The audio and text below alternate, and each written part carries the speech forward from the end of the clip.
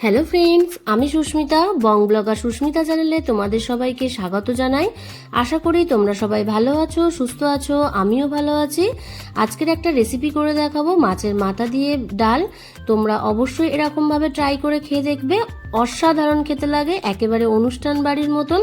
আমি যে কাপটায় নিয়েছি ওই কাপের মেজারমেন্ট করে 1.5 কাপ মতন মুগ ডাল নিয়েছি। তারপরে 2টো তেজপাতা দিয়ে ডালটাকে ভেজে নেব। তোমরা অবশ্যই মুগ ডাল ভাজলে তেজপাতা দিয়েই ভাজবে, কারণ ডালটা কিন্তু অন্যরকম সেন্ট আসে। তারপরে ডাল ভাজা হয়ে যাওয়ার পর তেজপাতাগুলো তুলে নিয়ে ডালটা ভালোভাবে ধুয়ে নিয়েছি। একটা কড়াইয়ের মধ্যে ডালটা দিয়ে দেব। এখানেই ডালটা সিদ্ধ করব। ওই যে ভেজে রাখা তেজপাতাটা দিয়ে দিলাম, আর স্বাদ অনুযায়ী লবণ আর হলুদের গুঁড়ো দিয়ে ডালটা সিদ্ধ হতে থাকবে। ডালটা সিদ্ধ হয়ে আসলে এই যে ফেনাগুলো দেখছো, এই ফেনাগুলো কিন্তু ফেলে দিতে হবে। ফেনাগুলো ফেলে দিলে ডালের স্বাদটা ভালো আসে। তারপরে তেলটা গরম হয়ে আসলে মাছের মাথাগুলো দিয়ে দেবো, লবণ হলুদ দিয়ে মাখিয়ে নেওয়া। আমি এখানে 2খানা মাছের মাথা নিয়েছিলাম।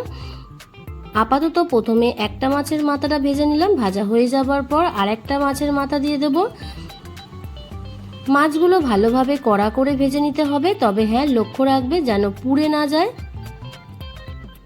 কড়া করে ভাজা হয়ে যাবার পর মাছের মাথাগুলো তুলে নিলাম।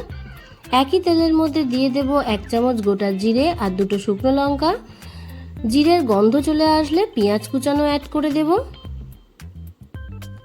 পেঁয়াজটাকে ভালোভাবে ভেজে নেব। একটু ব্রাউন ব্রাউন কালার চলে আসলে তখনই দিয়ে দেব আদা আর কাঁচা লঙ্কার পেস্ট, আর দিয়ে দেব রসুনের পেস্ট।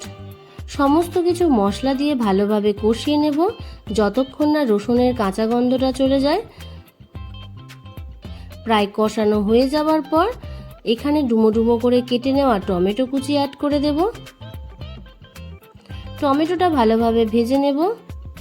টমেটো ভাজা হয়ে আসার পর স্বাদ অনুযায়ী লবণ আর হলুদের গুঁড়ো দিয়ে দেব।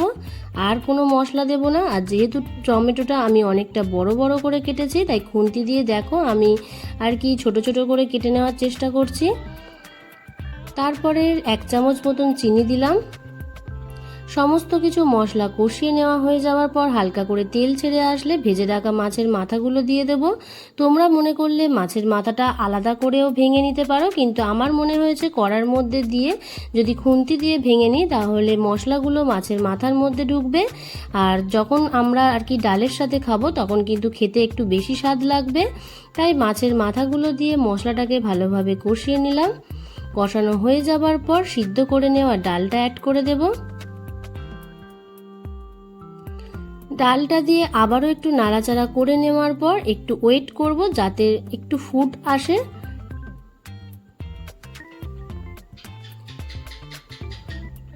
সামান্য একটু ফুটে আসলে তলা যাতে লেগে না যায় বারে বারে খুন্তি দিয়ে দেখে নেব। তারপরে তোমরা যেমনভাবে ডালের আর কি থিকনেস রাখতে চাও সেরকমভাবে জল দেবে। আমি কিন্তু এখানে ডালটা বেশি পাতলা করিনি, আবার খুবও বেশি গাঢ় করিনি, তাই আমি এখানে ঈষদ উষ্ণ জল 2 বাটি মতন অ্যাড করেছিলাম।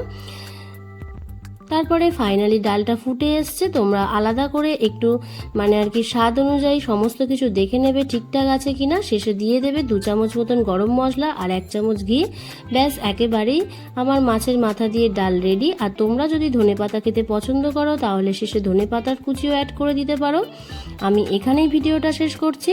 ভিডিওটা ভালো লাগলে অবশ্যই একটা লাইক কমেন্ট শেয়ার করে দিও, আর ভালো ভালো রেসিপি পেতে চাইলে সাবস্ক্রাইব করে দিয়ে বেল আইকনটাকে অল করে দিও। আমার পাশে থেকো, ভালো থেকো, সুস্থ থেকো, টাটা।